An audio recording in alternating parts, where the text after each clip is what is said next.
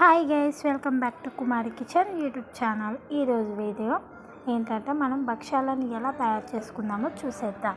ముందుగా గోధుమ పిండిని తీసుకొని లైట్గా ఉప్పు వేసుకొని వాటర్ పోసుకొని కలుపుకొని పిండిని పక్కన పెట్టేసుకోవాలి. తర్వాత శనగపప్పుని తీసుకొని తగినంత వాటర్ వేసుకొని ఉడకబెట్టుకోవాలి.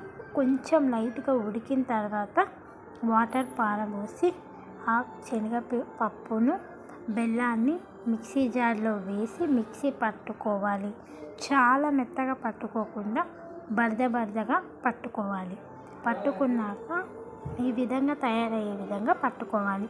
పట్టుకున్నాక తర్వాత చపాతీ ముద్దని తీసుకొని పొడిపిండి వేసుకుంటూ చపాతీ లెక్క చేసుకొని మధ్యలో పూర్ణం పెట్టేసి 4 వైపులా దాన్ని కప్పేసేయాలి. పూర్ణాన్ని కప్పేసి తర్వాత బ్యాక్ తిప్పేసి మళ్ళీ చపాతీ కర్రతో చపాతీ టైప్ తిప్పుకోవాలి. పిండి వేసుకుంటూ పొడిపిండి వీడియోలో చూపిస్తున్న విధంగా చేసుకుంటే చాలా బాగుంటుంది. తర్వాత తిప్పేసుకొని